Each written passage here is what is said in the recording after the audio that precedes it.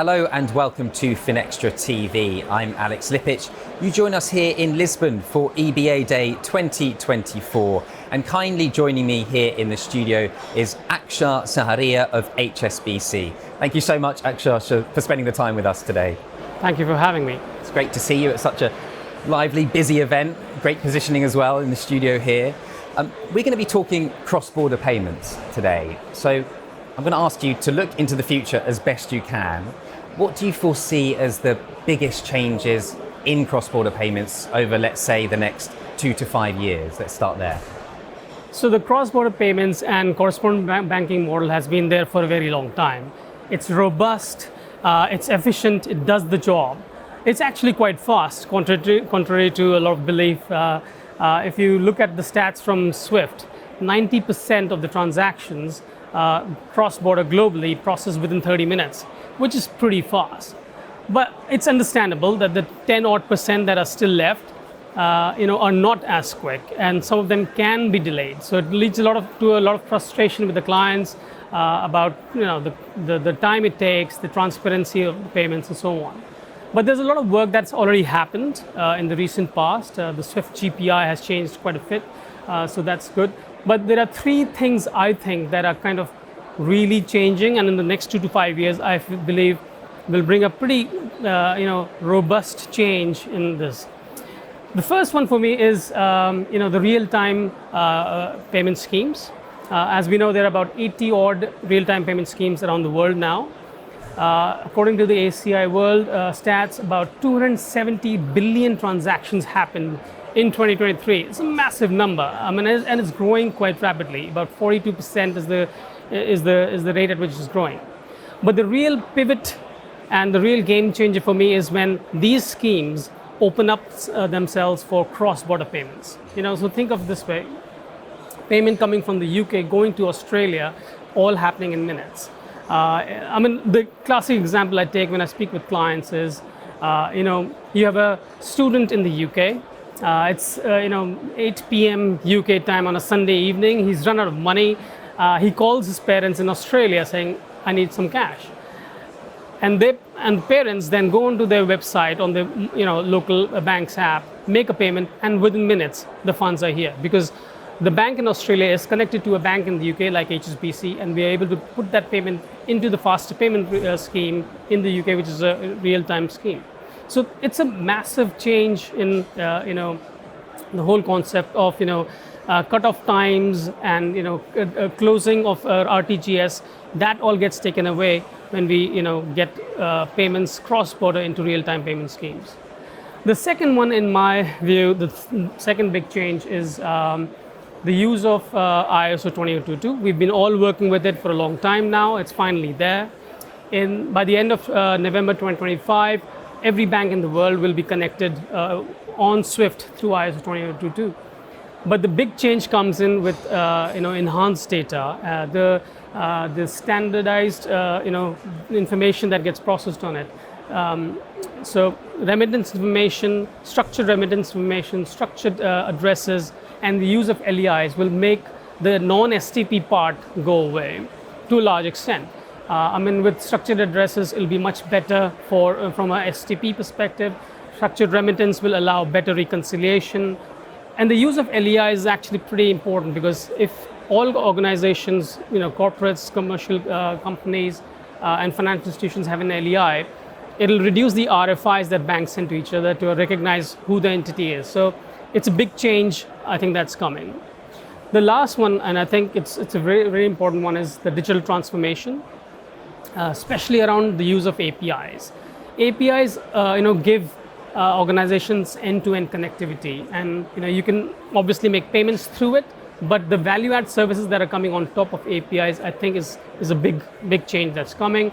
You can do, before you're making a payment, for example, you can check if the account on the other end is correct or not. Through SWIFT pre-validation, banks like HSBC offer API connectivity to see if the account is correct or not. It's a new through Confirmation of Payee in the UK. In Europe, we'll have VOP. SWIFT has this pre-validation, so that's that. So you can do FX checks, or FX rates can be processed on APIs. You can even do tracking of the payments. So the whole transparency journey and the whole the hurdles that used to come can be taken away with the use of APIs. So for me, I think these are the three big things that are really transforming. Yeah, thank you so much. You've identified some of the core changes that you expect to happen over the next 2 to 5 years. What about the challenges that you expect to see, and how can they be overcome, do you think, Akshat? Well, of course, big changes are coming, so there'll always be challenges. I mean, for me, I think the biggest challenge is still the cost. Swift GPI took away a lot of the Ben-Shah charges that happened on payments. So the deductions that were happening have reduced. So the costs have come down, but there's still the element of hour charges, for example. The claims back that come back are still pretty high. So the cost of the payment is still very high, because even if I'm putting the payments into a real-time scheme, it's still a cross-border payment, and you still need to do all the compliance checks, the AML checks. So the cost in that manner is still there. A lot of banks actually don't even know what their full-fledged cost is. So for them, it's best to charge high so that they cover the costs overall. So that's, I think, a big challenge which still needs to be, I think, addressed.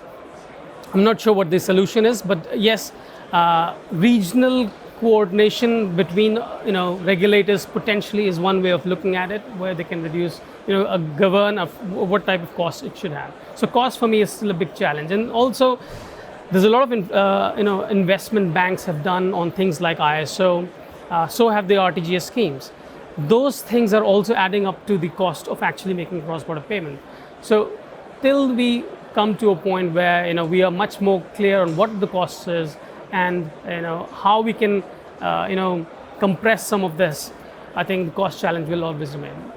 The other few challenges I think are there as the ISO revolution is there, but if it's non-standard across the globe, I think we lose the benefit of it. I mean, it's very important. Obviously, the RTGS schemes, the central banks have requirements for their payments, but they should, if they keep those requirements to be domestic and keep this requirements for international payments as more standard and agreed with other jurisdictions and other central banks, it'll be a much better journey. It'll be a much better outcome. But till the time that happens, and if there is different requirements, different regulations, that will be a challenge, I think, which we'll have to tackle. So the last one, I think, is the slow adoption of the real-time payment scheme. So, I mean, it's great. We have so many out there. We have the fast payments in the UK, Hong Kong faster payments, the NPP in Australia, they've gone up. But there are lots of others that still haven't gone there.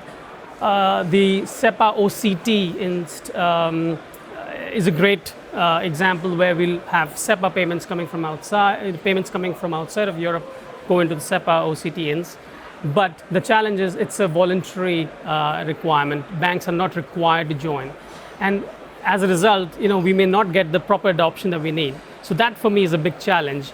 And I would like banks to talk about this, the regulators to talk about it, to give them the incentive, keep the barrier of entry low and provide them the incentive to join. Because if you as a bank don't join the OCT, for example, you are letting your clients not receive international payments, for example, because and the world is changing, right? So more people are traveling, more trade is happening, and if your clients can't receive international payments through SEPA-ins, it's a disadvantage. So that's my recommendation on that side. So those are the three big challenges in my eyes that need to be overcome. Thank you so much for outlining those. You mentioned cost. So what do you think companies need to do to invest in order to be ready for these changes that we've mentioned that are coming potentially in the future? What do they need to do to invest? That's a $1 million question. As you can imagine, a lot of money has been spent by the banks in making sure the regulations are adhered to. ISO, for example, is a pretty big cost that banks have invested in. But I still say, put your money in your ISO program to the best you can, because you want to do this program properly. A half-hearted ISO implementation is going to cost you more in the long run. So make sure all the requirements for ISO are properly implemented in terms of structured addresses, remittance, use of LEIs and all of that. I think it's a very important bit that banks should make sure that they're investing in. Second thing is, again, part of have your digital transformation program, especially on APIs. As I said, you'll have so much value add for your clients. You'll give them an end-to-end service.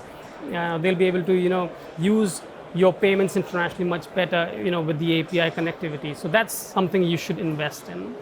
The other bits obviously is the most important bit is about the cost itself.